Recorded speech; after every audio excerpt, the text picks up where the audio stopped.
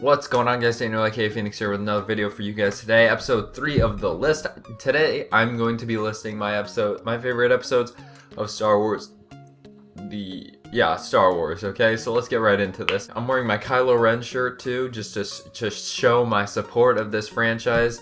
And I have a very interesting perspective of the Star Wars movies. I'll share it with you guys later. So at the very bottom, I have Episode 2, Attack of the Clones.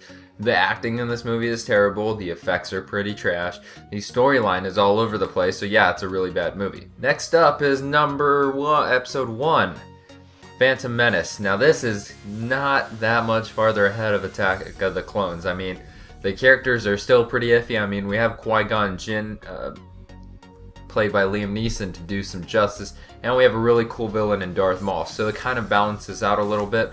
But still doesn't make up for all the ridiculousness that was added into the Star Wars movies with this installment. Next up, I have A New Hope, which is like 1, 2, or 3 on some people's list. I don't it's okay, but to be honest, I really don't like this movie. It is super slow for me.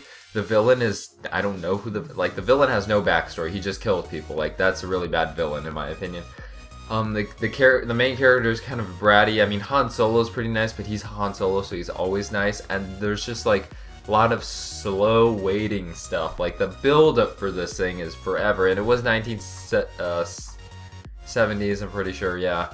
And it just took forever to build everything up to everything, because the effects and everything weren't as great, so it just takes more time. And that's the way cinema was made back then, so you gotta have to live with it. Next up, we have Return of the Jedi. This is like neck and neck with Empire Strikes Back for me, because I just love the finale. This has the best lightsaber duel in the original trilogy, in my opinion.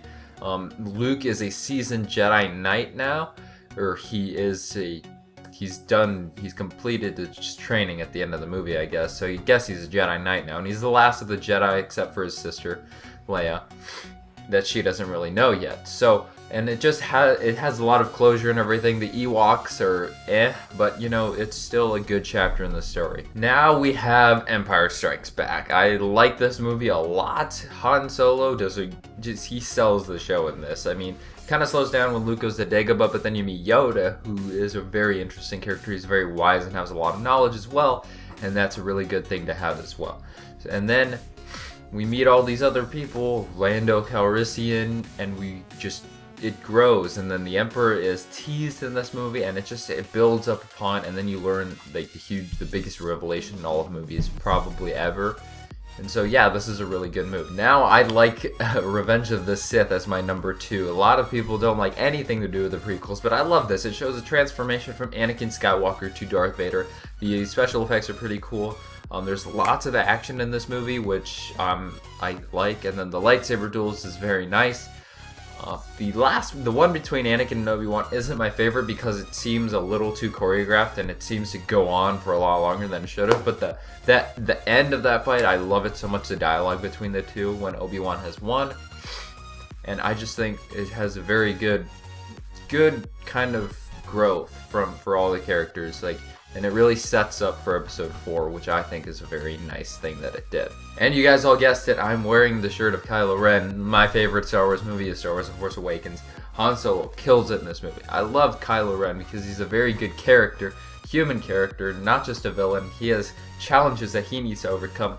Rey, I don't really like her because she's kind of good at everything. Finn is a very cool character too, and then Poe is a really, he's the ace pilot. He's the guy that we all like to be and everything, and it revitalized the franchise and did a very good job. So I think that's really cool. And the lightsaber battles, they're not really super choreographed. They look like real life battling. Like people would just be like hacking at each other, trying to overpower one another, and that's what a lightsaber battle should be, in my opinion. So as I was saying, Star Wars is kind of a franchise that is destined to be okay.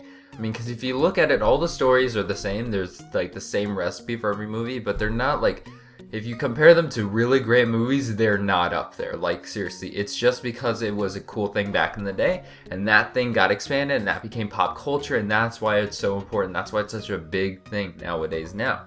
So that's why it's cool, but like, I look at J.J. Abrams movies, I look at Star Wars, yeah, it was good, it was really good, but I still think all of the Star Trek movies that he's done are way better than any of the Star Wars movies out there. Like, it's just common thing. Like, Star Trek, I mean, I guess has better characters or whatever, and has a more interesting storyline.